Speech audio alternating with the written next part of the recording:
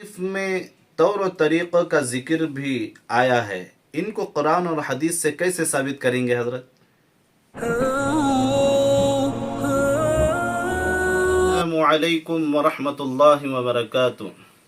ناظرین، آپ حضرات کو خوشی اور مسرت کے ساتھ یہ بات پہنچانا چاہتے ہیں کہ ہمارے چینل مدرسہ سیدہ کے ذریعے سے بچوں کے پروگرام اور نعتوں، بیانات اور تصوف کے سلسلے سے رفتہ رفتہ دینی خدمات انجام دیتے آ رہا ہے، اور ماشاءاللہ آپ حضرات کے شیئر سے، آپ حضرات کے تعاون سے ہمارا چینل دن بدن خدمت انجام دیتے دیتے دن بدن چینل بڑھتے جا رہا ہے، تو آپ حضرات کا خیر مقدم کرتے ہیں۔ تو آج اسی سلسلے سے ہمارے چینل میں انٹرویو دینے کے لیے مقیم بنگلور کے رہنے والے حافظ کلیم محمد کلیم چشتی قادری سہروردی نقشبندی خلیفہ حضرت مفتی صالح شاکر صاحب چشتی قادری سہروردی نقشبندی خلیفہ حضرت قالی علاء الدین پوری صاحب دامت برکاتہم کے خلیفہ ہیں۔ تو آپ حضرات کی خدمت میں حضرت آج ہمارے چینل میں آئے ہوئے ہیں، تو حضرت آپ کا خیر مقدم کہتے ہیں۔ السلام علیکم حضرت، آپ سے چند سوالیں تصوف کے بارے میں کرنا۔ سب سے پہلا سوال یہ ہے کہ تصوف ایک متنازع لفظ سمجھا جاتا ہے، لوگوں کے اس بارے میں بڑے تحفظات ہیں، آپ کی تصوف کے بارے میں کیا رائے ہے؟ وعلیکم السلام ورحمۃ اللہ وبرکاتہ۔ جیسا کہ آپ نے فرمایا کہ تصوف کا لفظ متنازع ہے، لیکن اس کے متنازع ہونا حقیقی نہیں، بلکہ بعض حضرات نے ناسمجھی کی وجہ سے اس کے غلط معنی سمجھ لیے، لہٰذا اس کی افادیت سے انکار کر بیٹھے۔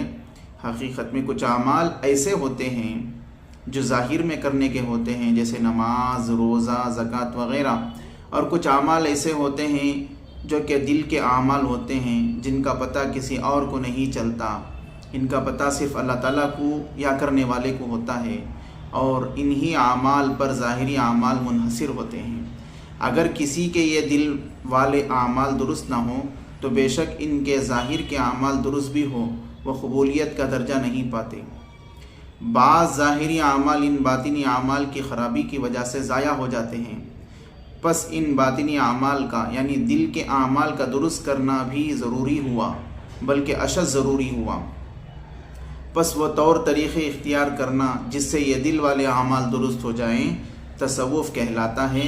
شریعت کے طریقوں کو چونکہ فقہ بھی کہتے ہیں، لہٰذا اس معنی میں تصوف کو فقہ الباطل بھی کہتے ہیں۔ حضرت دوسرا سوال یہ ہے کہ صوفیہ اکرام کی اصطلاح میں طریقت، حقیقت اور معرفت کے الفاظ ہوتے ہیں، آپ ان کی وضاحت فرما دیں تھوڑا۔ ظاہری اعمال کے درست کرنے کے طریقوں کو فقہ کہتے ہیں، اور باطنی اعمال کے درست کرنے کے طریقوں کو طریقت کہتے ہیں۔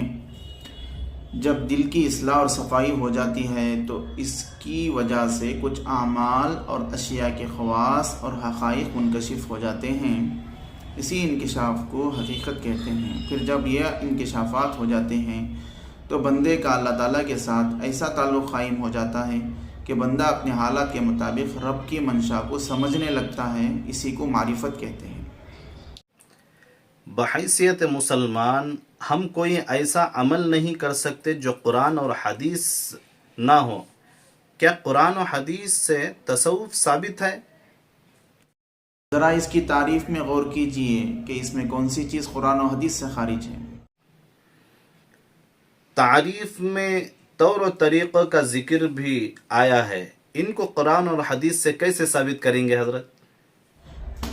جہاں تک اس کے طور طریقوں کی بات ہے، اگر اس کو محض ذریعہ مانا جائے تو پھر اس پر خلاف شریعت کا حکم نہیں لگایا جا سکتا۔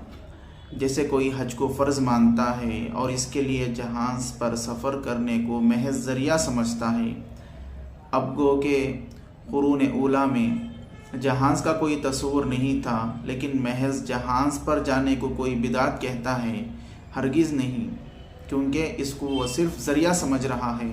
ہاں، اگر کوئی جہاز پر جانے کو ہی مقصد قرار دے اور دوسرے ذرائع کو غیر شرعی قرار دے تو یہ دین میں زیادتی اور بدعت ہوگی، اس لیے اس سے بچنا ضروری ہوگا۔